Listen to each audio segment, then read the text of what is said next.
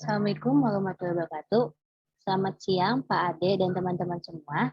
Kami dari kelompok 3 ingin mempresentasikan materi keanekaragaman makhluk hidup dan persebarannya dengan anggota kelompok yaitu Isandini Hanifah, Isna Safitri, Hairunisa, Muhammad Anis Yufani, dan Siska Dwi Septiana. Pertama yaitu biosfer.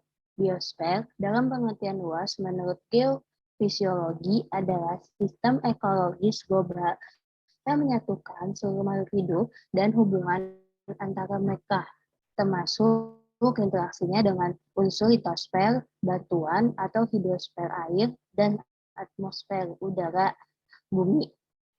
Hubungan biosfer dengan makhluk hidup di dalamnya adalah biosfer sebagai penyedia tempat tinggal untuk seluruh makhluk hidup, tumbuhan, hewan, dan manusia melangsungkan kehidupan di dalam biosfer. Lapisan-lapisan tersebut terdiri dari atmosfer yang merupakan selimut gas yang menyelimuti beberapa planet termasuk bumi. Atmosfer terletak di luar angkasa dan berada di lapisan luar bumi. Berikut contoh gambarnya.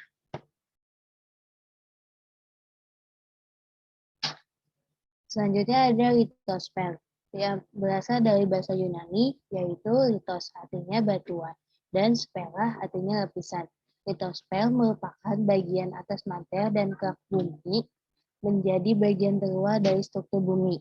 Lapisan kerak bumi atau litosfer terbagi menjadi dua macam, yaitu lapisan sial dan lapisan sima. Litosfer sendiri terdiri atas lapisan kulit bumi yang tersusun dari bantuan dan mineral. Bantuan pada litosfer adalah bantuan beku, bantuan sedimen, dan bantuan metamorf. Selanjutnya ada hidrosfer. Hidrosfer berasal dari dua kata, yaitu hidros yang berarti air dan sfera yang berarti lapisan. Dapat diartikan bahwa hidrosfer merupakan lapisan air yang berada di permukaan bumi.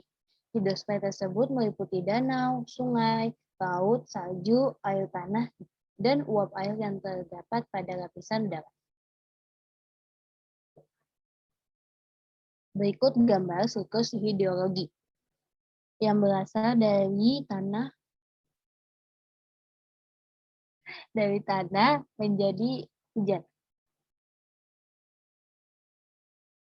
Oke, selanjutnya adalah asal-usul makhluk hidup, di mana terdapat teori mengenai asal-usul makhluk hidup yang terbagi menjadi 4. Di antaranya adalah teori abiogenesis.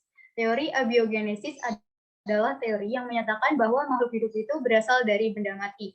Berikut adalah contoh dari teori abiogenesis yang merupakan katak dan ikan itu berasal mula dari lumpur.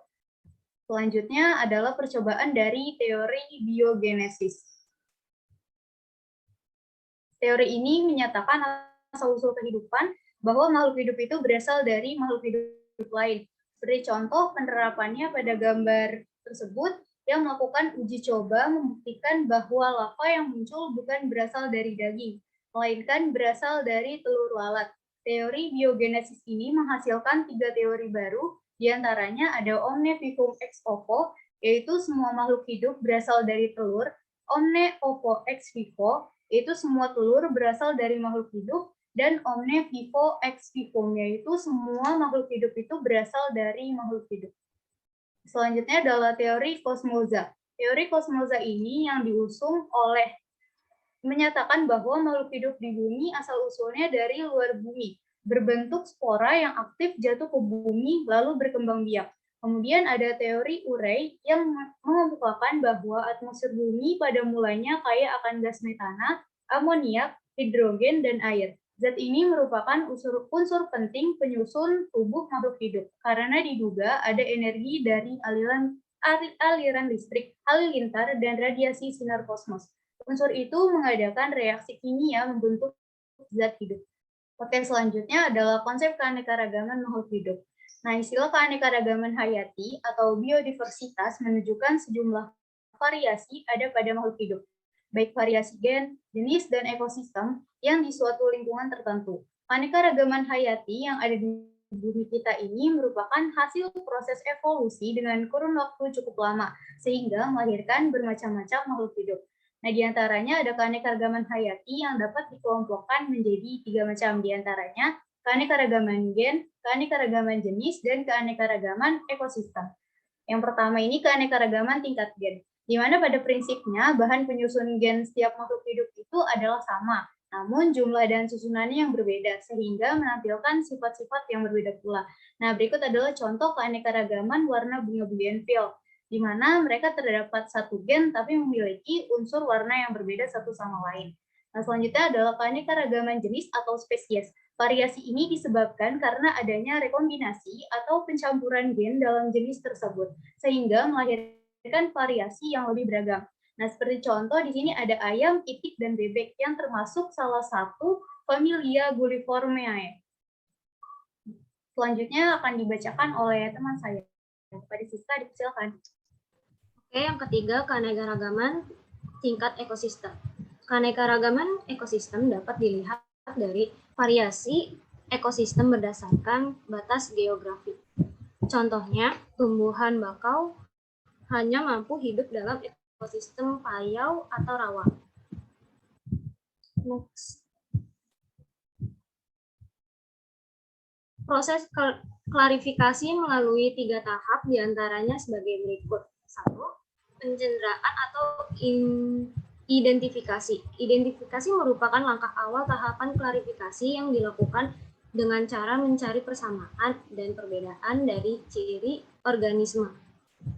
Ciri yang diamati dalam berupa ciri morfologi, anatomo, fisiologi, dan biokimia. 2. Pengelompokan. Organisme yang berada dalam satu kelompok memiliki kemiripan yang besar dibandingkan dengan organisme di kelompok lain. 3. Pemberian nama takson. Pemberian nama pada makhluk hidup baru bertujuan untuk mempermudah dan mengenali makhluk hidup dan untuk mempermudah dalam membedakannya dengan makhluk hidup lainnya. Contoh, kingdom plante atau biota.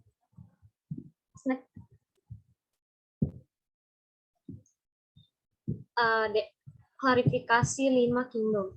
1. Kingdom monera atau bersel, satu dengan bagian ini tersebar dalam protoplasma.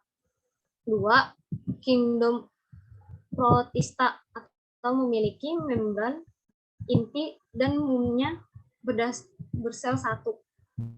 3. Kingdom fungsi memiliki membran inti berdinding sel, tidak berklorofil, dan dapat menguraikan zat organik untuk makanannya. 4. Kingdom plantea. Berdasarkan bersel banyak, memiliki membran inti, memiliki dinding sel, dan berklorofil. 5. Kingdom animalia. Bersel banyak, multiseluler, memiliki membran inti, tidak berklorofil, dan mampu berpindah tempat atau semua jenis hewan.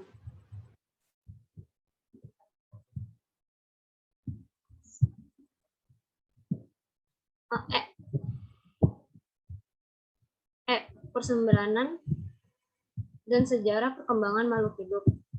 Persebaran makhluk hidup dipengaruhi oleh 2 faktor besar, yakni faktor biotik termasuk makhluk hidup seperti manusia, hewan, tumbuhan, yang menjaga keseimbangan antara satu makhluk hidup dengan lainnya. Faktor ambiotik seperti iklim, keadaan tanah, air, topografi, dan lainnya yang berpengaruh kepada perkembangan cara hidup manusia. Faktor biotik. Persebaran manusia Indonesia. 1. Proto-Melayu atau Melayu tua. Bangsa Proto-Melayu tiba di Indonesia sekitar tahun 2000 sebelum Masehi. Mereka membawa budaya Neolitikum atau batu baru. B. Bangsa Deutero Melayu. Bangsa ini tiba di Kepulauan Indonesia kira-kira tahun 500 sebelum Masehi. Kedatangan mereka disertai kebudayaan logam yang berasal dari Vietnam Utara. Selanjutnya dibaca oleh teman saya, Irsa Andini. Dipersilakan. Selanjutnya ada persebaran hewan di dunia dan di Indonesia. Yang pertama di dunia, pertama itu ada area Palearktik meliputi bagian utara benua Asia dan Eurasia, Himalaya, Afghanistan, Persia, Afrika, Inggris, dan Jepang. Hewannya itu seperti tikus, bison, unta, rusa kutub, dan beruang kutub. Yang kedua itu ada Nearktik meliputi seluruh Amerika Utara, dataran tinggi Meksiko, dan Greenland. Seperti contoh hewan itu ada kolkum atau kalkun, burung biru, salamander, bison, karibau, ada lagi mockingbird dan muskok. Selanjutnya ada Ethiopian meliputi daerah Afrika sebelah selatan, gurun Sahara, Madagaskar, dan wilayah Arabia bagian selatan seperti gajah, singa, cheetah, gorila, dan jerapah.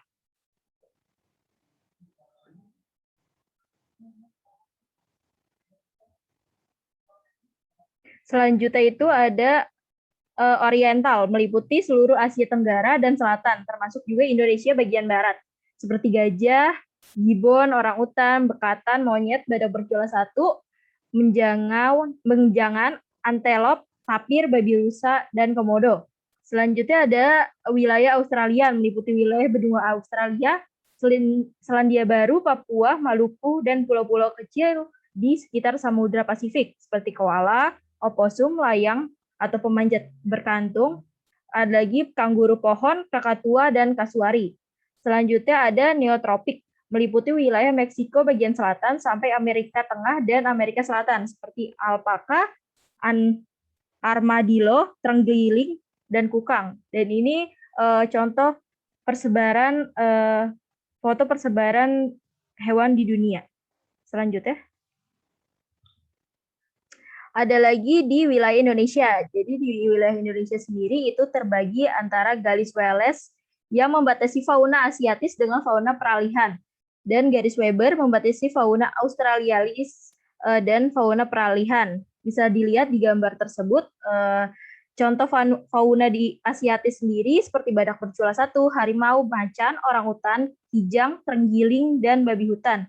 Selanjutnya ada lagi fauna peralihan, seperti kuskus, komodo, biawak, ular, buaya, burung maleo, dan monyet. Yang fauna australiais seperti anoa, kanguru, landak, burung kasuari, burung cendrawasih, dan burung cendrawasih. Selanjutnya, persebaran tumbuhan di dunia. Yang pertama itu ada di dunia. Yang pertama ada padang rumput, terbagi menjadi 3. Yang pertama itu tundra, padang rumput yang terdapat di daerah bersuhu dingin dengan curah hujan yang rendah. Jenis tumbuhan ini di daerah ini pada umumnya yaitu rumput-rumput kecil. Yang kedua itu ada praire atau padang rumput yang terdapat di daerah dengan curah hujan yang seimbang dengan musim panas. Selanjutnya ada stepa, padang rumput yang terdapat di daerah dengan curah hujan yang tinggi. Tanaman yang dapat ditemukan yaitu rumput-rumput pendek dan semak belukar.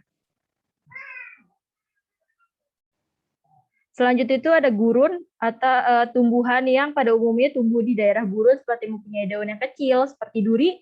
Tumbuhan tersebut juga memiliki akar yang panjang yang memudahkan tumbuhan untuk mengambil air dari sumber yang dalam. Pada musim panas suhu di daerah gurun bisa mencapai 400 Celcius sehingga tumbuhan yang bisa hidup di gurun seperti kaktus. Selanjutnya ada hutan tropis. Di daerah hutan tropis terdapat ditemukan berbagai jenis spesies tumbuhan. Pohon-pohon mampu mencapai ketinggian 20 sampai 40 meter dengan daun yang membentuk suatu tudung. Sehingga membuat hutan menjadi gelap seperti kaktus yang dapat menyimpan air. Selanjutnya ada hutan gugur. Terdapat di daerah yang beriklim sedang, di mana curah hujan sepanjang tahun rata-rata 750 mm sampai 1000. Dalam penyesuaiannya lingkungan tumbuhan tersebut di daerah ini menggugurkan daunnya. Dari musim gugur sampai musim semi, tumbuhan tanaman berhenti dan pada musim dingin tumbuhan tidak akan berkembang.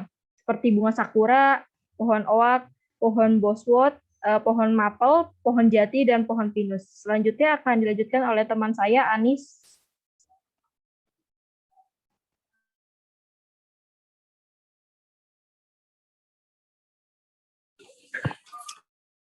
Selanjutnya ada faktor abiotik. Makhluk hidup dan faktor abiotik merupakan komponen yang saling terkait. Bersama dengan faktor abiotik ini membentuk habitat makhluk hidup. Makhluk hidup membutuhkan faktor abiotik seperti matahari, tanah, air, suhu, kelembapan, dan faktor abiotik lainnya untuk dapat melakukan metabolisme. Sistem yang melibatkan makhluk hidup dengan lingkungannya berlangsung secara timbal balik. Ini disebut ekosistem.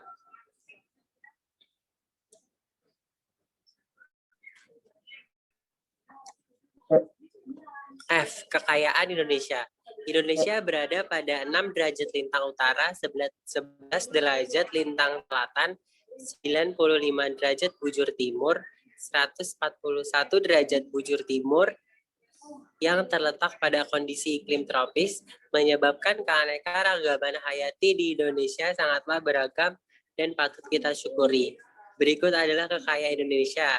Yang pertama, 111 jenis mamalia, 2.500 spesies tumbuhan berbunga, 1.500 basis hewan berbulu, 600 jenis reptil, 270 amfibi, 1.400 ikan air tawar, dan 38.000 ragam flora. Tumbuhan hewan mikro yang menjadi hasanah kekayaan sumber di Indonesia terkadang dirusak oleh tangan manusia yang tidak bertanggung jawab. Untuk itu, kita perlu menjaga alam kekayaan dengan baik.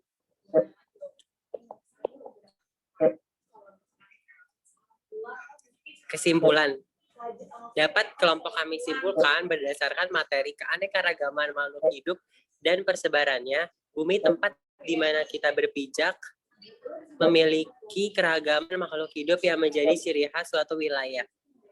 Bahkan bumi memiliki beberapa lapisan seperti lapisan atmosfer, litosfer, hidrosfer, menyimpan banyak manfaat sebagai kelangsungan hidup. Tidak sekedar menyimpan keragaman, melainkan perlu adanya proses berpuluh-puluh tahun silam untuk membentuk sebuah keanekaragaman makhluk hidup. Persebaran makhluk hidup dipengaruhi oleh faktor biotik dan abiotik. Makhluk hidup akan terus berkembang dan keanekaragaman flora dan fauna yang beragam sebaiknya patut kita syukuri dan menjaganya dengan baik. Terima kasih.